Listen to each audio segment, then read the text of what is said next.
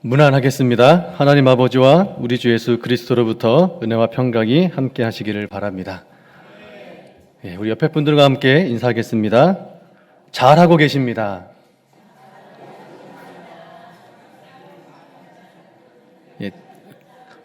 그 억양을 잘 하셔야 되겠죠? 오늘도 힘내세요.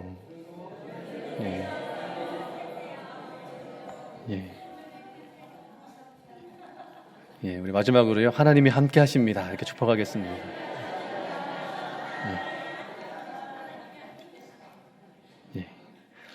서로 인사하니까 인상을 쓰고 계신 분은 안 계신 것 같습니다. 이 시대는요, 위로가 많이 필요한 시기인 것 같습니다. 최근에 저를 위로해준 드라마가 있어서 이 드라마를 좀 소개해 드리려고 하는데요. 아니, 무슨 목사가 하나님으로부터 위로를 받아야지 뭐 드라마를 통해 위로를 받냐 하실지도 모르겠습니다. 하나님께서 그 드라마를 통해 저를 위로해 주셨다라고 저는 생각이 들거든요. 제가 소개해 드리고 싶은 드라마가요, 낭만 닥터 김사부라는 드라마입니다. 저처럼 이 드라마를 통해 위로를 받은 분들이 많았는지 무려 시즌 3까지 나왔고요. 바라기는 시즌 4번째도 좀 나왔으면 좋겠다는 마음이 있습니다. 이 드라마를 보니까요, 이 드라마가 제시하는 낭만이라는 게 있다는 겁니다. 뭘 낭만이라고 얘기하는지를 제가 드라마를 보면서 생각해 보니까요, 인생에서 경험되는 수많은 일들 속에서 사람을 더 존중하고 사람과 생명을 우선적으로 생각하는 그런 가치를 실현하는 순간에 경험되는 것이 낭만이라는 겁니다. 그래서 제가 그 대사를 좀 소개해드리고 싶은데요. 시즌3 마지막 회에 나온 대사인데 한번 들어보세요. 여러분들은 저 배우의 얼굴을 보시고 이 목소리로는 들으시면 될 것 같습니다. 지금 당장은 손해보는 것 같은 그런 선택들이 있습니다. 살면서 부닥치게 될 수많은 중요한 선택의 갈림길에서 과연 뭘 기준으로 앞으로 나아가야 하나 생각해보면 많은 사람들은 득실을 따져보고 자기한테 손해나지 않는 길을 선택하겠지만 혹여 마음속에 부끄러움이 있다면은 그거 외면하지 말아야지요. 아무리 험하고 미련한 길이라고 해도 떳떳하고 당당한 길로 나아가는 게 맞습니다. 아멘이 절로 나오시죠. 그러니까 성경에 있는 말은 아니고요. 드라마 대사인데요. 아마 복음을 삶을 살아낸다면 저런 게 아닌가 싶습니다. 참 멋있는 것 같습니다. 아무리 험하고 미련한 길이라고 해도 떳떳하고 당당한 길로 나아가는 게 맞습니다. 뭔가 이렇게 마음에 몽글몽글한 게 느껴지지 않으십니까? 야, 나도 저렇게 살아보려고 했었던 적이 있었는데라는 좀 위로가 있지 않으세요? 제가 위로를 받은 것은 사실은요, 인생을 살아오시면서 습득한 지식들을 오늘 말씀처럼 선악을 분별하여 지각 있게 사용하는 모습 때문입니다. 지각 있게 사용하는 모습, 이 지혜가 이렇게 사용되어야 되는 것을 알고 행하는 사람의 모습을 통해 주는 위로가 있었습니다. 그러다 보니까요, 그리스도인으로서 그 의미가 좀 남다르게 다가오는 것 같습니다. 그리스도인들이 아무리 험하고 미련해 보여도 떳떳하고 당당한 길, 마음에 부끄러움이 없는 길로 나아가는 게 맞다면 우리는 이런 신앙을 우리에게 어떻게 적용해 볼 수 있을까요? 낭만 닥터 김사부라는 인물을 보다가요, 생각난 분이 한 분이 있습니다. 여러분 혹시 복음병원이라고 들어보셨습니까?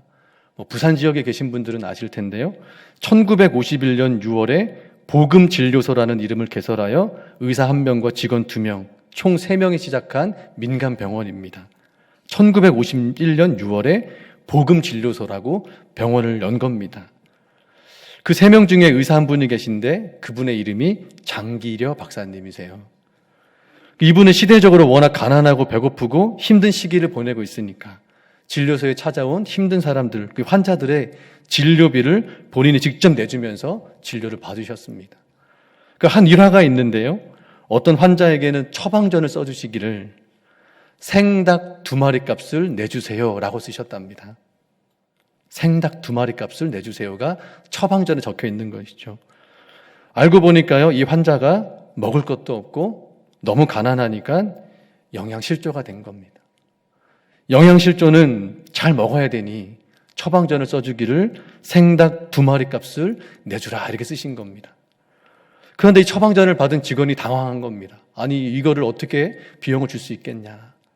그래서 이 박사님에게 물어봤더니요, 이 장기료 박사님이 말씀하시기를 내 봉급에서 빼서 내주십시오 그랬다는 겁니다. 이런 식으로 환자를 돌보니까요, 직원들이 불만이 생겼습니다.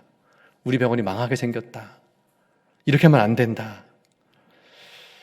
그런데 이 복음진료소는 점점 천막병원이 되어지고 건물병원으로 성장해 갑니다. 그렇지만 그 시대적으로는 너무 힘든 사람들이 많다 보니까요, 어떤 환자들은 치료를 받았는데 치료비 낼 돈이 없어서 경찰서에 가게 생기고 그런 상황이 생겼답니다. 그때 장기료 박사님이 여러분 어떻게 하셨는지 아십니까? 병원 뒷문을 열어두었답니다. 도망가라고. 그래서 인터넷에 장기료 박사님이 살아계셨을 때 인터뷰를 하셨던 내용을 좀 찾아볼 수 있었는데요. 그분이 이렇게 인터뷰를 하셨습니다. 인술이 다른 거 아닙니다. 자기 눈앞에 나타난 불쌍히 여길 것을 불쌍히 여길 수 있는 사람이 인술하는 사람이에요. 누구나가 다 사람이라면 다 가지고 있는 거예요. 다만 하는가 안 하는가 그것의 차이지 인술할 마음은 다 가지고 있습니다. 장기료 박사님이 말씀하신 인술은요, 사람을 살리는 어진 기술을 말합니다. 그래서 그런 마음은 누구에게나 있지만 그 차이는 하는가 안 하는가의 차이라는 겁니다. 그래서 제가 이 드라마에 나오는 낭만 닥터 김사부라는 그 캐릭터와 복음병원의 장기료 박사님을 보면서 깨달은 게요, 물론 의료계에 일하시는 분들 뿐만이 아니라 우리 모두가 이런 행동이 일상에서 경험되기가 얼마나 어려운 행동인지를 잘 알지만 그럼에도 불구하고 적어도 이분과 동일하게까지는 아니라 할지라도 신앙생활을 하면서 얻은 하나님에 대한 지식, 예수님에 대한 지식을 가지고 어떻게 지각 있게 사용하는 것인지를 배워야 한다는 마음이 듭니다. 그러면서 이 마음을 가지고요, 한국교회를 생각해 보니까요, 과연 이 시대를 살아가는 한국교회 성도들은, 그리스도인들은 신앙생활을 하면서 얻은 지식을 가지고 지각 있게 사용함으로 복음에 담긴 하나님의 위로하심과 감동을 주변 사람들에게 나누며 베풀며 살아가고 있을까? 여러분 그렇게 살고 계십니까? 예. 제가 오늘 설교가 좀 길어서 일부 예배 시간이 좀 길었는데요, 참 외로웠거든요, 여러분. 예. 하나님의 말씀을 사모하는 마음으로 함께 해주시기를 부탁을 드립니다. 여러분 5장 11절 말씀이에요. 멜기세덱에 관하여는 우리가 할 말이 많으나 너희가 듣는 것이 둔함으로 설명하기 어려우니라. 그럼 이게 무슨 말이냐면, 히브리서를 써서 보내는 신앙의 선배들이 이제 교회 공동체를 이루고 가고 있는 히브리 사람들의 공동체를 향해 편지를 써서 보내기를, 멜기세덱에 관한 신앙의 내용들을 너희가 알면 큰 은혜가 있을 것이고 그 지식으로 하여금 그 신앙의 도움을 받아 끝까지 그 하나님의 은혜의 풍성함을 붙들고 살 수 있을 텐데 이걸 설명하자니 당신들이 가지고 있는 지식과 지혜가 부족하여 알려주기가 어렵다라는 겁니다. 예수님께서 대제사장으로 오셔서 우리를 위하여 행하신 그 구원의 은혜들을 여러분들이 알게 된다면 분명히 그 소망의 풍성함을 가지고 끝까지 믿음의 경주를 해나갈 텐데, 이걸 알려준다 할지라도 들을 수 있는 지식이 없으니 그런 하나님의 위로와 위안을 전해주기가 어렵습니다라는 말입니다. 사실 우리도 이런 신앙의 깊은 지식들을 이해하기 어려운 건 사실입니다. 그러나 우리가 어렵더라도 그 지식들을 이해하고 알아가는 것을 포기하지 않고 그 지식에 이른다면 이 말씀을 통해 주시고자 하시는 하나님의 위로와 위안을 얻을 수 있다는 것입니다. 그런데 교회 안에 성도들이 그런 하나님의 위로와 위안을 얻을 수 없는 이유는 그런 지식에 있어서, 알아감에 있어서 자라가지 못하고 초보 단계에 오랫동안 머물러 있기 때문이다라는 겁니다. 그럼 히브리서는요, 주후 약 80년에서 90년 사이에 히브리 사람들, 유대인인데 그리스도인이 된 사람들에게 보낸 편지입니다. 그리고 초대교회 1세대가 아니라 그 다음 세대, 2세대, 3세대 그리스도인들에게 보내는 편지입니다. 그런데 이들이 어떤 문제가 있었냐면, 이 교회 공동체가 당시 자신들을 적으로 여기는 사람들 때문에 공격받음에 시달렸고, 또 어떤 문제가 있었냐면 자신이 도대체 무엇을 믿고 있는지 확실하게 말할 자신이 없어서 그래서 믿음에서 떨어져 나갈 위험에 빠져 있었던 겁니다. 그리스도를 알아가는 지식이 자라고 그 말씀의 능력을 힘입어 살아가는 복음의 능력, 그 생명의 능력, 그 능력을 나타나는 삶에 대한 확신이 없어서 이제는 그나마 있던 믿음마저도 잃어버릴 위험에 처해 있다는 겁니다. 자신이 도대체 무엇을 믿고 있는지 확실하게 말할 자신이 없어서 믿음에서 떨어져 나갈 위험에 빠져 있는 상황이 이 편지를 받고 있는 교회 공동체가 처한 상황인 것입니다. 그래서 그 문제가 뭔지 봤더니요, 그것이 신앙의 미숙함이라는 거예요. 신앙의 미숙함. 5장 12절 말씀이에요. 때가 오래되었으므로 너희가 마땅히 선생이 되었을 터인데 너희가 다시 하나님의 말씀의 초보에 대하여 누구에게서 가르침을 받아야 할 처지이니 단단한 음식을 못 먹고 젖이나 먹어야 할 자가 되었도다. 그러면 때가 오래되었답니다. 이게 무슨 말이냐면요, 예수님을 믿는 신앙이 흐를수록 점점 깊어지고 자라나야 되는데 자라지 못했다라는 거예요. 신앙이 성숙해져 있겠다 싶을 정도의 시간이 지났는데도 여전히 말씀에 초보로 머물러 있다라는 겁니다. 그걸 어린아이로 비교한 겁니다. 어린아이가 젖병을 먹는 건 당연하지만 나이가 40이 되고 50이 됐는데도 젖병을 물고 있다면 어떻게 되겠는가. 여러분, 이거 좀 유치하지만 여기 앉아 계신 분들이 그리스도 신앙의 초보로서 어린아이와 또 신앙의 경력을 가진 분들로 앉아 계시지만 우리가 한번 이 말씀을 있는 그대로 한번 생각해 보시죠. 어린아이가 젖병을 먹는 건 당연하지만 40대, 50대가 되어서도 젖병을 물고 있는 사람이 있다면 여러분 어떻게 보이실 것 같으세요? 뭐 징그럽지 않겠습니까, 여러분? 40대, 50대가 돼 젖병을 물고 있으면 왜 그런가요? 왜 그런가 했더니 오늘 신앙의 선배들이 보내는 편지에는 이렇게 되어 있습니다. 그리스도의 도의 초보를 버리라, 이렇게 되어 있습니다. 그리스도의 도의 초보를 버리라고 할 때 이 버리라는 말의 헬라어의 의미는요, 넘어서다라는 의미, 넘어서다. 신앙의 초보의 단계를 넘어서는 지식들로 또 삶을 이해하고 하나님이 우리에게 진정으로 주기를 원하셨던 그 소망의 삶으로 나아가라, 넘어서십시오라는 얘기입니다. 그런데 그런 지식이 없으니 현실의 어려움과 힘듦이 찾아왔을 때 기도와 하나님을 아는 지식과 인내로 극복해 가기를 힘들어한다라는 것입니다. 최근 저희 둘째 딸이 8살인데요. 그 아이들의 이 신앙의 큰 난제를 만났습니다. 그 두 친구가 얘기를 하는 거예요. 8살 나한테 딸하고 친구하고 기차는 누가 만들었냐는 거예요. 그럼 기차는 누가 만들었을까요? 8살짜리 아이들이니까요. 배운 대로 대답했겠죠. 하나님이 만들었어, 이렇게 얘기한 겁니다. 그랬더니 그 친구가 아니야, 하나님이 만든 게 아니야 그랬어요. 그랬더니 하나님이 만들었다고 대답한 친구가 충격을 받았습니다. 그럼 이게요, 예수님에 대한 지식이 없는 아이의 모습입니다. 아이. 신앙이 미숙한 단계의 대화입니다. 그래서 어린아이들에게 예수님이 어떤 분이냐고 물어보면 배운 대로 대답합니다. 오늘 배운 게 하나님의 창조였다면 꽃을 만드신 분이라고 대답을 합니다. 해를 만드신 분이라고 대답을 합니다.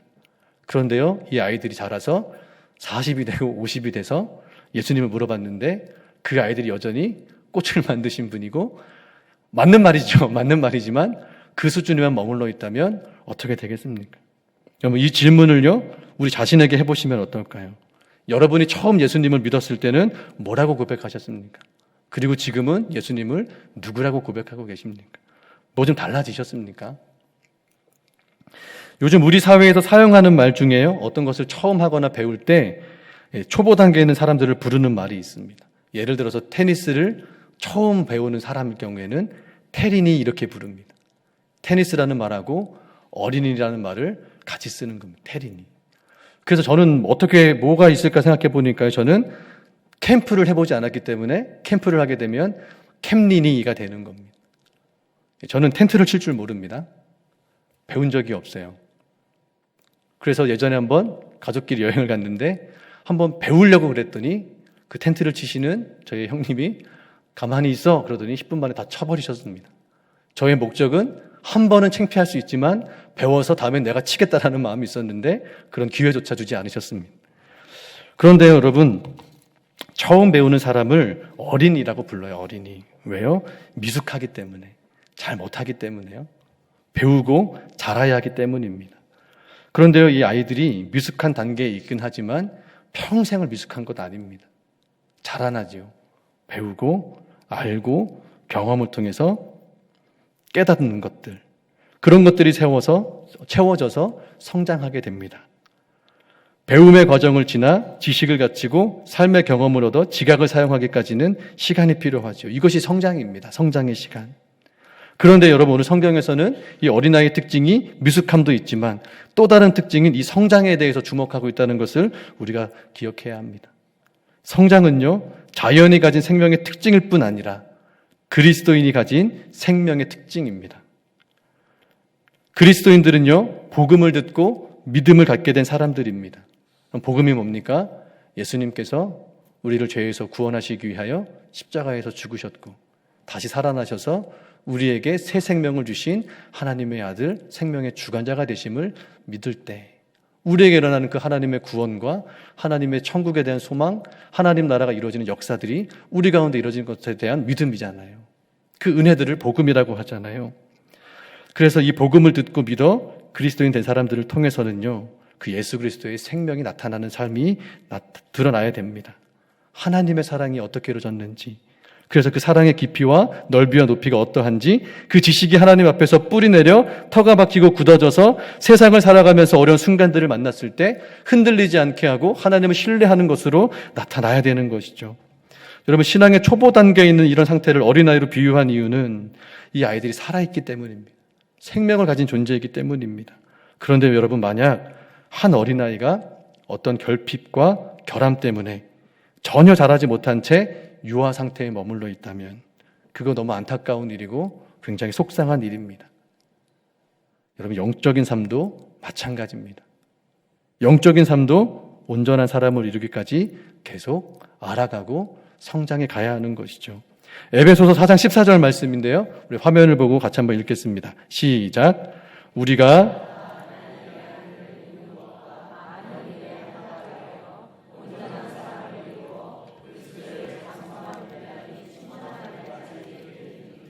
아멘. 그럼 이것이요, 영적 어린아이의 단계에서 영적 성숙을 이루는 온전한 인격의 단계로 자라나는 것을 말합니다. 계속해서 넘어서고 또 넘어서고 넘어서는 것을 통하여서 온전함이 이르기까지 가는 것이죠. 그러면 우리가요, 여러분, 영적으로 미숙한 상태에 오래 머물며 스스로 위험에 빠지게 되는 이유가 뭘까? 그리스도인들이 무엇이 하나님의 말씀인지 구분할 수 있는 기준, 그 지식이 없기 때문입니다. 그것이 맞는 교리인지 검증할 방법과 지식을 모르기 때문입니다. 지식은 별로 없고 체험만 있는 분들의 경우가 기준이 없는 경우에 해당됩니다. 예를 들어 볼게요. 정말 하나님의 은혜로 병 고침 받으신 분들이 계세요. 하나님의 은혜죠. 그런데 누군가가 아픈 것을 보고 돕고 싶은 마음이 있어요. 그런데 내가 해줄 수 있는 얘기가 기도하면 하나님이 고쳐주셔 밖에 없는 거예요.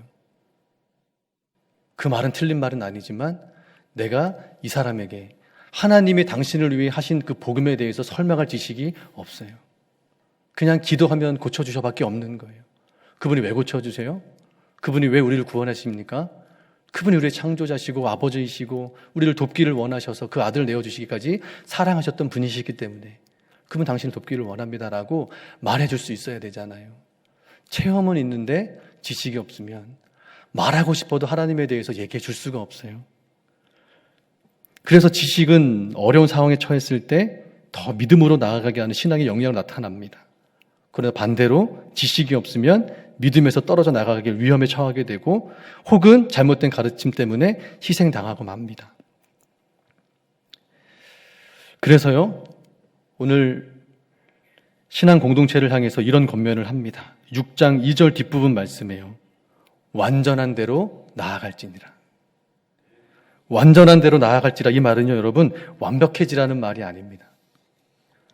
모든 일을 다 알아서 완벽하게 기계적으로 처리할 수 있는 사람이 되라는 것이 아니고요, 성숙해지라는 겁니다. 성숙.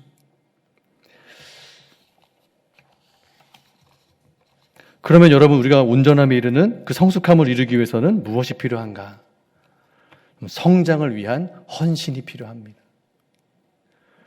여러분, 10년 전이나 지금이나 여전히 예배드리는 이 한 번의 만남의 시간으로 하나님께 드리는 헌신이 전부라면 이제는 더 그리스도에 대한 지식을 알아가는 그 온전함에 이르는 헌신의 길로 나아갈 수 있기를 축복합니다.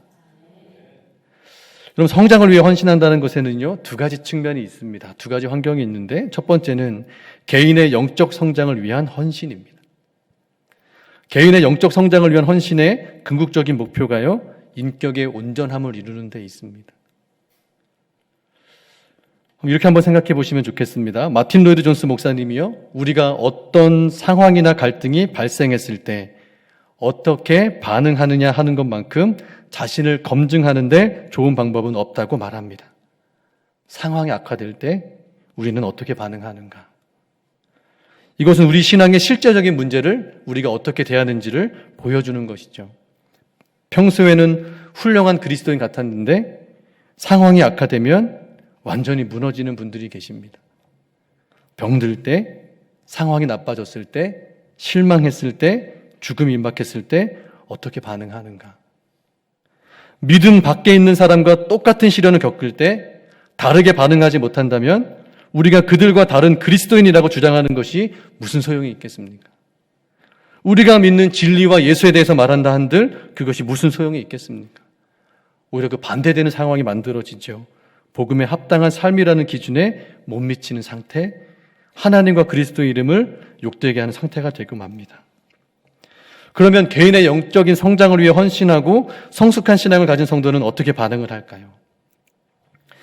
제가 피택자 교육을 받으시는 18분에게 나중에 자신에 관한 자서전을 쓰게 된다면 책 제목을 어떻게 짓겠냐고 물어봤는데요. 그 중에 한 분이 이렇게 대답하셨습니다. 나에게 주어진 많은 고난을 어떻게 감당할 수 있었나? 그분이 이렇게 쓰셨습니다. 나에게 주어진 많은 고난을 어떻게 감당할 수 있었나? 자신의 삶을 많은 고난이 주어진 삶이라고 고백하셨습니다. 그 많은 고난 누가 주셨다고요? 하나님이 주신 고난이라고 고백하신 거예요. 빌립보서 1장 29절 말씀이에요. 그리스도를 위하여 너희에게 은혜를 주신 것은 다만 그를 믿을 뿐 아니라 또한 그를 위하여 고난도 받게 하려 하심이라. 아멘. 신앙이 젖을 먹는 어린아이와 같은 미숙한 신앙에 머물지 않고 단단한 음식을 먹는 신앙으로 성숙해졌다는 것은 하나님께서 내게 은혜만 주신 것이 아니라 고난도 주셨다는 것을 받아들일 수 있는 힘이 생겼다는 것을 말합니다. 그 고난을 받아들이고 살아내는 모든 과정을 토대로 쌓고 또 쌓고 또 쌓아 올리는 과정을 통해 그 고난의 한계를 넘어서는 것이 성숙한 신앙으로 가는 과정인 것이죠. 제가 그때는 말씀을 못 드렸지만 가슴이 먹먹했습니다. 정말 그 많은 고난을 어떻게 견디고 감내하며 살아오셨을까요? 이 예화는 그분에게 허락을 받고 쓰는 거고요. 여러분 염려가 돼서 드리는 말씀인데 혹시 예배가 마치고 나가시는 길에 그분이 누군지 굳이 알아내려고 하지 마십시오. 이미 벌써 누군지 알고 움찔움찔 하셨던 분들도 그냥 모른 척 해주시기를 부탁드립니다. 그러나 여러분, 제가 왜 이런 부탁을 드리냐면 얼마나 고난을 받았다고 나만큼 받았겠어? 이런 식으로 고난을 비교하려고 하지 마십시오. 우리 각자가 겪는 지금의 자신의 고난에게 집중하실 수 있기를 바랍니다. 이 고난을 내가 하나님이 주신 것으로 받아들이고 살아내고 있는지, 받아들이기 힘들어서 왜 고난을 주셨냐고 처음 주신 믿음마저 잃어버릴 위험에 빠져 혼란한 시기를 보내고 있는지를 살펴보실 수 있기를 바랍니다. 그 고난의 때를 하나님을 의지하고 견디고 살아내서 극복하고 넘어가는 신앙으로 가려는 믿음이 있는지, 그래서 내 신앙이 성숙한 신앙이 되고 있는지를 살펴보실 수 있기를 원합니다. 저는 아버님이요, 고등학교 2학년 때 돌아가셨습니다. 저희 아버님 40대에 장로님이 되셨고 고등학교 영어 선생님이셨는데 학교 선생님들하고 축구 시합을 하시다가 1대0으로 지고 있다가 동점골을 넣으시고 역전골로 늘 찰스가 왔을 때 그 자리에서 쓰러지셔서 심장마비로 돌아가셨다고 들었습니다. 그래서 제 인생은요, 18살부터 아버지가 부재하는 삶에 적응하는 시간이었습니다. 그렇게 시간이 지나서 30이 돼서야 신학대학원을 가려고 했는데 제가 대학원을 5번이나 떨어졌습니다. 자녀를 두신 분들 좀 위로가 되시죠? 5번 떨어져도 목사가 되었으니 여러분들의 자녀를 보니까 좀 안심이 되지 않으십니까? 제가 그 5번 떨어지는 시간에요, 하나님께서 제게 깨닫게 해주신 것이 있습니다. 영적 미숙함. 네가 앞으로 목사가 돼서 사람들에게 하나님의 위로와 위안을 나눠주고 생명의 하나님께 소망을 돕도록 돕는 사람이 되어야 되는데 도리어 도움을 받는 처지에 있는 자리에 있다면 그거 어떡하겠냐. 그래서 제 내면에 아직까지 자라지 못한 어린아이, 아버지를 잃고 길을 잃고 어떻게 살아가야 할지 막막해하는 내면의 어린아이를 보여주시고 드러내어 주시고 그 상실과 상처를 고쳐주셨습니다. 제가 그 상처가 어떻게 나타나는지 설명을 드리자면요, 제가 그 당시에는 아버지 또래와 같은 분들만 봐도 대화를 못했습니다. 어떻게 대화하는지를 몰라니까요. 해보질 않았으니까요. 그런데 그 상실을 통해 깨닫게 하신 것이요, 누구에게나 사랑하는 가족과의 이별은 있다는 겁니다.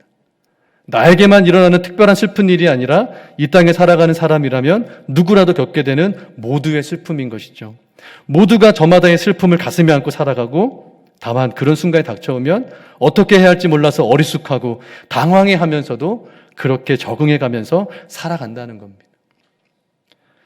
제가 참 감사한 것은요, 하나님이 저희 이 미숙함을 깨달아 주셨을 때 그 성숙한 신앙은 나에게 주어진 고난을 하나님의 뜻 안에서 이해하려고 하는 것이 성숙함인 것을 알려주셨기 때문입니다. 하나님의 은혜를 주시는 것은 고난도 함께 받는 것이라는 것을 알게 해주셨기 때문입니다. 예수님의 은혜가 고난을 통해 나타나고 은혜는 십자가를 통해서만 경험되는 것. 십자가는 고난이지만 십자가에서 우리 자아가 죽고 영적으로 다시 살아나면 다시 살게 하시는 그 하나님의 은혜가 있을 때 비로소 우리가 신앙의 깊은 세계에 있는 하나님의 것들을 발견하고 누리고 살게 되어진다는 것입니다.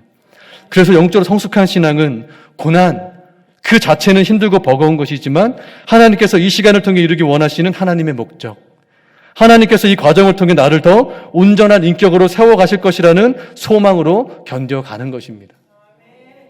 그럼 이것이 개인의 성장 가운데 필요한 헌신입니다. 하나님 고난을 주신 이유를 찾아가는 것을 통해 하나님의 지식까지 이르게가는 것이죠. 그런가 하면 공동체를 통한 관계적 성장이라는 것이 있습니다. 공동체를 통한 관계적으로 성장하기 위해서는 세 가지 환경이 필요한데요. 예배, 경건의 시간, 소그룹 이런 것이 필요합니다. 첫 번째는요, 예배에 대한 헌신입니다. 그리스도인들에게 예배는요, 신앙의 중심입니다. 예배하는 이 시간을 통해 하나님을 향한 믿음도 고백하고 우리를 향한 하나님의 사랑과 선하시고 온전하신 뜻을 발견하게 되고 하나님의 뜻을 알게 되어지면 그 뜻에 순종하며 살 것을 기도합니다. 한 주간은 내 마음대로 살다가 교회 오실 때 여러분 어떤 마음이 드십니까? 한 주간도 하나님의 은혜로 살았구나라는 걸 깨닫지 않으십니까? 예배는 그 신앙의 중심을 고백하고 세워가는 것입니다. 그런데 여러분 우리가 1시간 예배하는 것에 하나님을 헌신하고 있다면 우리가 예배를 통해 하나님의 사람으로 변화되어지는 은혜는 더딜 수밖에 없습니다. 작년에 목장 모임 교재로 사용했던 다시 만나는 교회라는 책에서요, 박영원 목사님이 성화에 대해서 이렇게 얘기를 하십니다. 성도의 성장을 성화라고 한다면 성화는 하나님께 예배하기에 합당한 사람이 되어가는 것. 우리 안에 가득 차 있던 하나님이 보시기에 온전하지 않은 것들이 예배를 통해 하나님의 선하고 아름다운 것으로 바뀌어가는 것. 이것이 예배를 통해 일어나는 은혜라는 겁니다. 예배에 대한 헌신을 통해 우리가 함께 성장해 갈 수 있다는 것이죠. 이 자리에 함께 예배를 드리는 이 관계를 통해서. 그렇다면 두 번째는요, 경건의 시간입니다. 경건의 시간. 여러분, 코로나 이후에 만나교회가 내세운 신앙의 방향이 있습니다. 날마다 큐티, 날마다 기도. 벌써 몇 년 되었는데요. 여러분, 이게 몇몇 분들은 잔소리 같기도 하고 너무 반복하는 것 같다고 말씀하시는 분도 계십니다. 그런데 여러분 정말 중요한 것은요, 날마다 큐티, 날마다 기도하는 그 경건의 시간을 통해 하나님을 인격적으로 만나는 시간을 충분히 갖고 계십니까? 성경을 읽고 기도하는 시간에서 가장 중요한 것은요, 내가 필요로 한 것을 하나님께 기도하는 것도 있지만 하나님의 말씀을 충분히 듣는 데 있다는 것도 여러분 알고 계십니까? 제가 예전에 한 청년을 신방하려고 만났는데요, 그 청년이랑 카페에서 만났습니다. 커피를 마시는데 그 친구가 5분, 10분 안에 커피를 다 마셔버렸습니다. 그러더니 저한테 그러는 거예요. 커피 다 마셨으니 가자는 겁니다. 그래서 제가 이렇게 얘기했습니다. 내가 커피를 마시고 싶어서 너를 만난 게 아니라 너를 만났으니까 커피를 마시는 거야. 그럼 만남의 목적이 뭡니까? 인격. 나는 네가 궁금해. 너를 알고 싶고 너와 대화하고 싶어. 커피 마셨으니까 가자는 거예요. 좀 서운하더라고요. 여러분 하나님 앞에 나아가셨을 때 이런 거 도와주세요. 나는 볼일 다 봤으니 갑시다. 그럼 하나님이 어떻게 하시겠습니까? 나는 아직 너에게 줄 은혜의 얘기들을 아직 시작도 안 했는데 내 말만 하고 갔다면 하나님의 은혜를 듣고 채우는 시간은 어디에 있겠습니까? 경건의 시간은 기도하고 말하고 하는 것도 중요하지만 더 중요한 건 하나님을 듣는 겁니다. 그래서 여러분 우리 교회에서 하는 여러 가지 활동들이 있어요. 하나님을 알아가고 경건의 시간을 갖는 프로그램들이 있는데요. 여러분 관계적으로 성장한 성숙한 신앙에 이르기 위해서는 그러한 것들의 헌신이 필요하다라는 겁니다.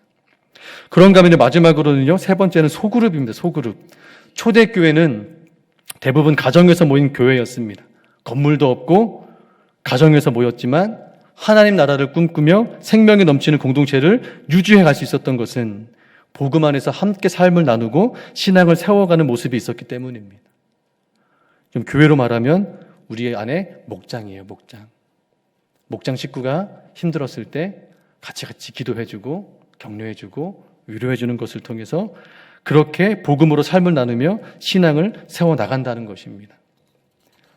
제가 10여 년 전에 태국에 단기 선교를 갔을 때요. 여러분 선교에서 가장 어려운 훈련이 뭔지 아십니까? 가서 선교하는 것은요. 전혀 어렵지 않습니다. 그 선교하는 10여일 되는 며칠 동안에 팀으로 간 사람들과의 공동생활이 가장 힘든 훈련입니다. 각자의 생각이 있고 삶의 방식이 있기 때문에 누군가와 열흘을 함께 보내려면 여러분 두 가지 절제가 필요합니다. 내가 하고 싶은 대로의 삶의 방식을 절제하는 것. 우리 공동체가 함께 일을 이루기 위해 필요한 약속을 지켜내기 위해 절제하는 두 가지 노력이 필요합니다. 그럼 이게 안 되면요. 선교 가서 은혜는 받았지만 돌아왔을 때 성장하는 은혜를 경험할 수가 없습니다. 제가 태국에 갔을 때 선교를 마치고 돌아오는 날에요. 제가 태국 선교 갔을 때 트럭을 타고 돌아다녔는데 마지막 날이니까 성도분들한테 드릴 간식을 좀 사가지고 돌아가자. 얼른 이제 비행기 타러 가야 되니 마트 얼른 들렀다가 가자. 이런 일정으로 숙소에서 나오려고 하는데 이게 동남아 날씨가요. 스콜이란 게 있습니다. 갑자기 비가 쏟아지면 한두 시간을 엄청 쏟아지는데 비행기 시간이 다 돼서 가야 되는데 하필 그때 비가 오기 시작을 하는 거예요. 트럭에 캐리어와 짐을 다 싣고 한 30여 명이 트럭을 타고 마트를 갔습니다. 선물은 사야 되니까. 그래서 얼른 가서 선물을 사오라고 들어보냈는데 이게 차가 트럭이다 보니까요. 천막 사이로 이제 비가 새기 시작하는 겁니다. 일행 중에 한 장로님이 벌떡 일어나서 천막 지붕을 들고 받치고 시작하셨습니다. 그 사이로 비가 새서 온몸이 젖어가시는 거예요. 기다리는 저희도 서서히 비가 들어차서 젖어가고 있었습니다. 또 얼른 선물 가신 분들은 마음이 조급하니까 빨리 사가지고 돌아와야 되겠다. 얼른 갔다 와야 되겠다 해서 20, 30분 걸리고 돌아오셨습니다. 이제 갈 수 있겠다 싶은 마음으로 하고 있는데 그때 그 장로님이 한 말씀 하셨습니다. 버럭 하셨어요. 빨리빨리 갔다 와야지 그거 뭐 한다고 선물 이렇게 오래 사고 있냐고. 그냥 그렇게 서울까지 왔습니다. 그리고 다음날 아침에 선물을 사러 가셨던 그 권사님과 집사님 두 분이 예쁜 포장지에 그 과자를 포장해 오셔서 후원해 주신 분들한테 나눠주시는 거예요. 그리고 저에게도 하나 주셨는데 그 과자 위에 포스트잇이 하나 붙어 있었습니다. 뭐라고 써 있었냐면 그 글씨가 버럭과자 이렇게 쓰셨습니다. 공동체를 통해 관계적으로 성장할 수 있는 헌신으로서의 절제 훈련. 비록 그 순간이 누군가에게는 좀 불편하고 힘든 경험이 될 수 있지만 그렇게 웃음을 줄 수 있는 선물과 같은 마음으로 바뀌어냈을 때 우리는 그것이 은혜로 지켜지고 함께 성장할 수 있는 것을 경험하게 되는 것이죠. 제가 아직까지 잊지 못합니다. 버럭과자.